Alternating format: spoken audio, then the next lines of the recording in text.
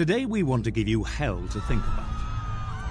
You probably heard that if you made just one mistake, committed one sin and didn't repent, the law of God, which is holy, just and good, condemns your life, and God will burn you in the flames of hell forever. It's true. Sin can keep you out of heaven, and God will purge sin from his universe with fire. But does the Bible teach that the lost burn forever in hell? If you're an agnostic, you might be thinking, if that's the kind of God you serve, I don't want anything to do with him. I could never respect or love a God who burns people in hell forever just because they don't love him in return. A well-meaning Christian might say, God is God. Who are we to judge what he does or doesn't do? After all, the Bible teaches that the wicked burn forever in hell, and that settles it. To embrace the idea of eternal hellfire, one must sacrifice any ideas of human compassion, feeling, or reason to this God of fire. As a Christian, it's one thing to say with conviction, the wicked burn forever. It's quite another to conceive of it being your own wife, husband, or child. Wouldn't you hate a divine being who would do such a horrible thing to the love of your life? For those of you who don't go to church, aren't religious, and have a problem with a God who would burn people in fire forever, don't walk away just yet. The ending will surprise you.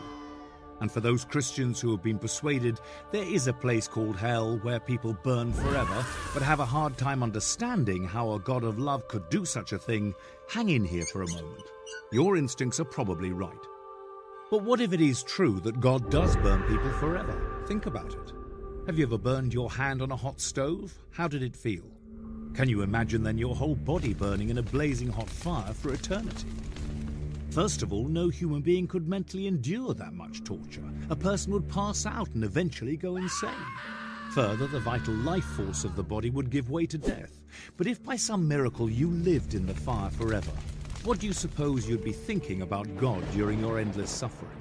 Knowing that for a brief 70-plus years of sin, you must suffer one of the worst forms of torture known to man forever. Wouldn't your hatred of God only grow more vehement as eternity rolled on? But wait, doesn't the Bible say the wicked perish? How could the wages of sin be death when the wicked actually never die? Seems like a good question. If there was an eternally burning place called hell, sin and sinners would have to be miraculously suspended in a state of extreme torture forever, where their imprecations and curses against this God of love will continue as long as he exists. Thus, God would immortalize sin and sinners for eternity. Have you ever thought about how fire works? The chemical reactions in the fire are self-perpetuating.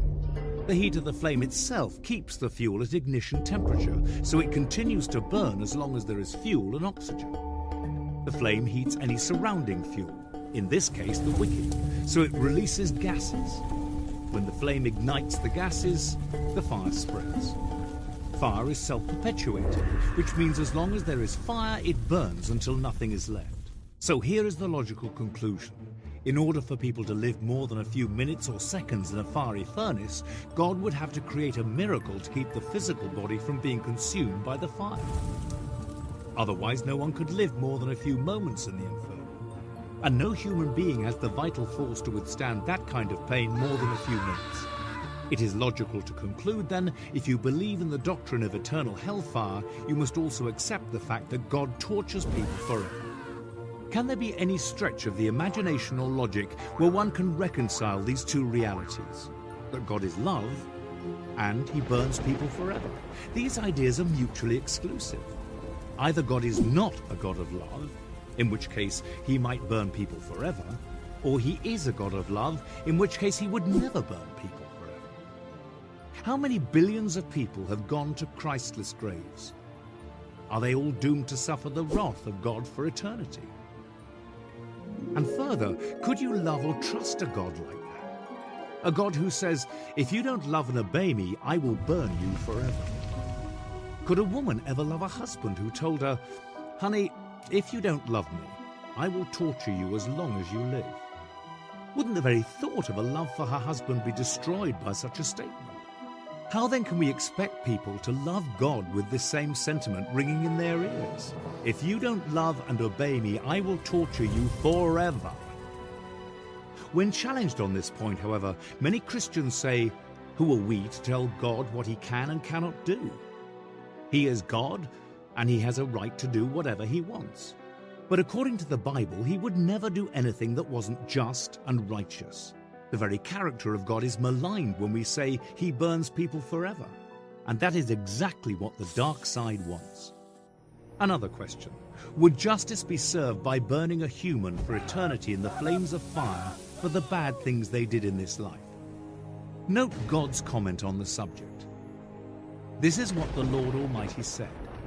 Administer true justice and show mercy and compassion to one another. And Moses said, for all his ways are justice, a God of truth and without injustice. Job said, he is excellent in power, in judgment, and abundant in justice. He does not oppress. God's own testimony of himself is that he only acts in a just way. And shouldn't the punishment fit the crime? Even a godless secular society understands this obvious fact. If a shoplifter steals lipstick and a person kills someone, shouldn't the punishment be different? How just then is it to say, any human who even commits one sin and does not repent will burn forever? There's a fascinating passage in Malachi that says, the wicked will be ashes under the soles of our feet. It is literally true.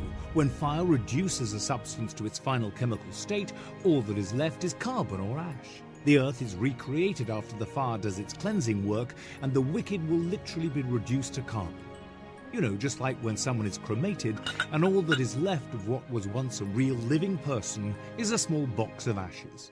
But what about the eternal hellfire spoken of in the Bible? The answer is simple.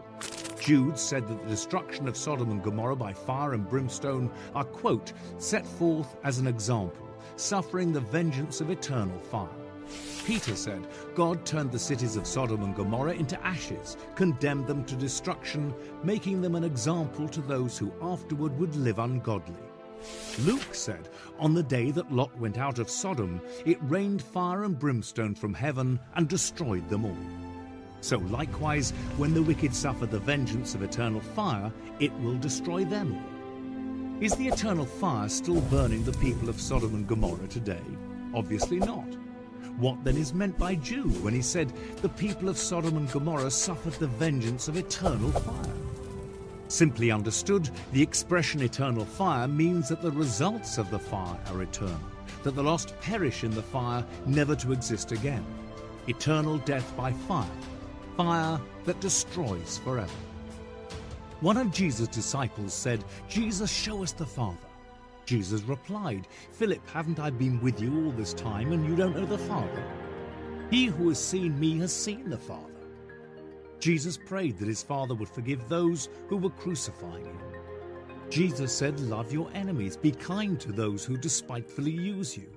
In all of Christ's life, did he ever manifest a spirit that would warrant the idea that he would burn people forever who didn't love him? Why then would his Father in heaven do anything different?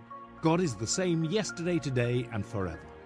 If we could learn but one thing from the life of Jesus and what his life tells us about his Father in heaven, it is this: God is love. This is good news.